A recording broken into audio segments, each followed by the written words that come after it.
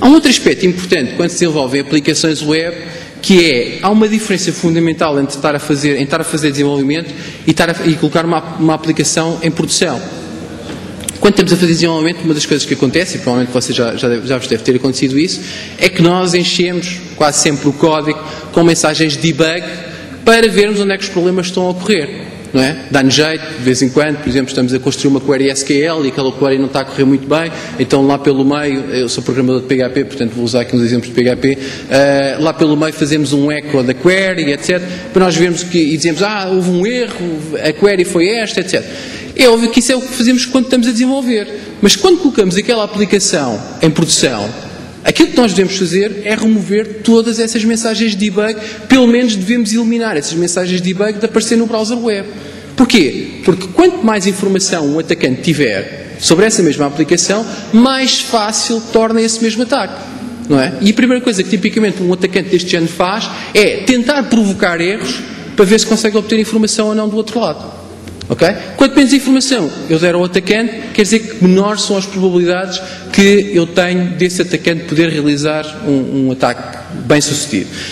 Não é que não seja importante manter essa informação sobre o debug da aplicação, mesmo quando ela está em fase de produção. Agora, uma das coisas que deve ser feita é redirecionar essas mesmas mensagens de debug para outro sítio. Não para o browser web, mas sim, por exemplo, para fecheiros de log que existem no servidor e que são devidamente protegidos e que eu depois posso visualizar para ver qual é que foi o erro que ocorreu. Portanto, importante saber controlar qual é que é a informação que eu vou passar ao utilizador. Mais informação. Quebra de sessões e autenticação. É outro dos mecanismos que pode ser utilizado para, de alguma forma, tentar quebrar a maneira como as aplicações web funcionam. E uma das coisas que pode ser feita aqui, por exemplo, imaginem que um utilizador entra em sessão. Quando esse utilizador entra em sessão nessa aplicação, tipicamente é atribuído um identificador de sessão a esse mesmo utilizador. Se por acaso esse identificador de sessão não for um identificador de sessão seguro, não é? Tipicamente seguro, é um identificador de sessão bastante longo, que seja suficientemente longo para eu não conseguir fazer algo com isso, então eu posso facilmente roubar esse identificador de sessão e entrar em sessão fazendo-me passar por outro utilizador. Está bem? Outro aspecto de outra situação que pode ocorrer aqui, e que é um ataque também que é realizado frequentemente em aplicações web que tenham este tipo de controle de acessos. Vamos supor que eu tenho um ecrã de login e de password. E nesse ecrã de login e password, aquilo que quem desenvolveu a aplicação fez foi pegar no input que é passado ao login e no input que é passado ao campo password, pega nesses campos diretamente, constrói uma query SQL, executa essa query SQL diretamente na base de dados e depois o que essa query SQL faz é select, asterisco, from utilizador, where login igual ao login que foi introduzido pelo utilizador, and password igual ao password que foi introduzido pelo utilizador. Imaginem que quem está do outro lado não introduz nem o login nem a password, mas introduz um comando que pode, por exemplo, ser plicas or 1 igual a 1, ponto e vírgula, menos, e o que isso vai fazer é, eu quando estou a construir a query SQL, pego nestes valores que lá estão dentro e quando essa query vai ser construída, eu tenho uma query que dá sempre verdade. Está bem?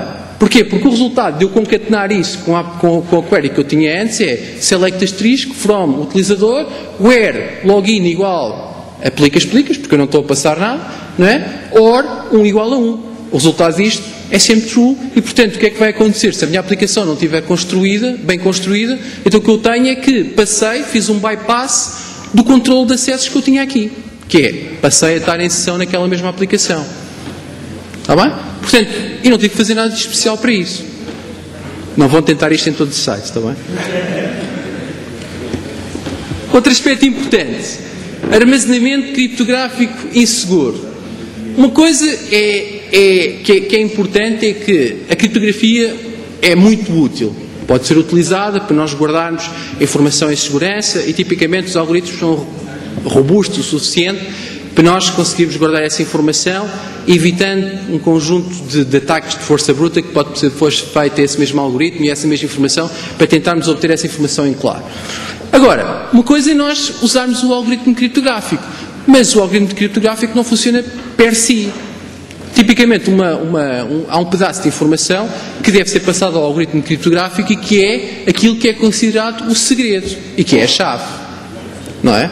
O que é que me vale a mim estar a utilizar um algoritmo muito robusto, muito seguro, se depois aquilo que eu vou fazer é, por exemplo, colocar hard-coded no meu código a chave que permite cifrar e decifrar aquela informação?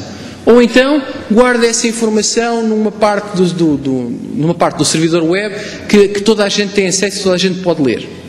Não serve de nada. Não é? Ou seja, o algoritmo pode ser muito seguro, mas se eu não souber gerir corretamente as chaves criptográficas e não as souber proteger, não serve de nada. Não é? Portanto, não me serve de nada utilizar aquele algoritmo. Há outra prática que é bastante comum, quer se queira, quer não, em quem faz algum tipo de desenvolvimento de segurança, que é: eu acho que este algoritmo, que já existe há imenso tempo, não é relativamente bom para aquilo que eu quero fazer. É muito difícil, não vou implementar isto. Vou eu próprio inventar o meu próprio algoritmo de segurança para proteger aquilo. Asneira. Está bem? Ninguém, a não ser que... Aliás, a maior parte dos algoritmos criptográficos que existem hoje em dia foram testados, analisados para validar a segurança dos mesmos. E foram testados e analisados por algumas das mentes mais brilhantes do planeta.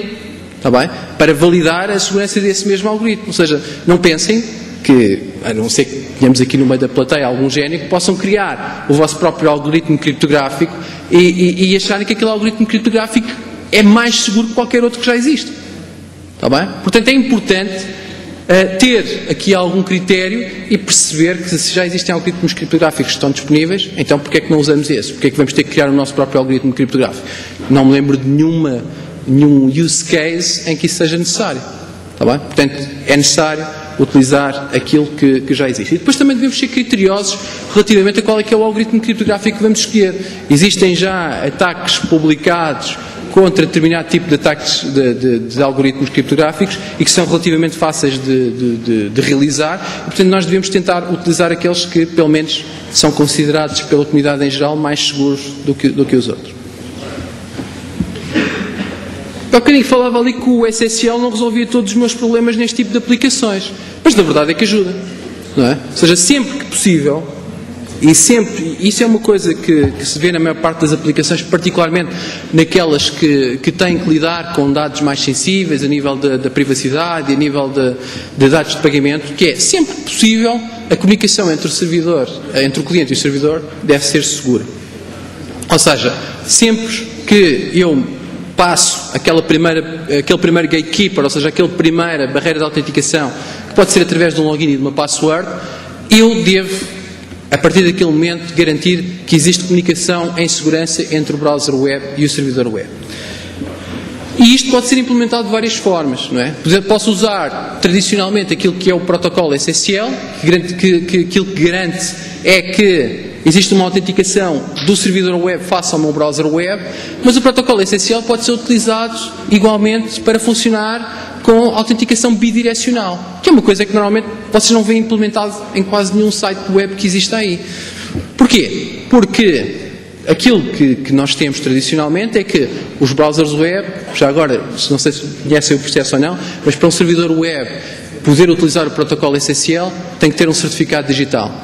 Esse certificado digital tem que estar devidamente instalado e configurado e, portanto, quando é estabelecida uma ligação SSL entre o browser e o servidor web, o browser envia o certificado digital o servidor web envia o certificado digital ao meu browser web, que depois verifica esse mesmo certificado digital e, caso confie nesse certificado digital, então estabelece uma ligação em segurança e autenticada com o browser web. O que pode acontecer também, e que normalmente nunca acontece, é que o meu servidor web pode também pedir que o browser web tenha um certificado digital. Existem algumas aplicações de home banking que, principalmente aplicações de home banking não tão vocacionadas para o mercado doméstico, mas mais vocacionadas para o mercado empresarial, para empresas, que exigem que o cliente tenha instalado no seu browser web também um certificado digital, precisamente para garantir isto, que existe autenticação bidirecional entre o browser web e o próprio servidor web.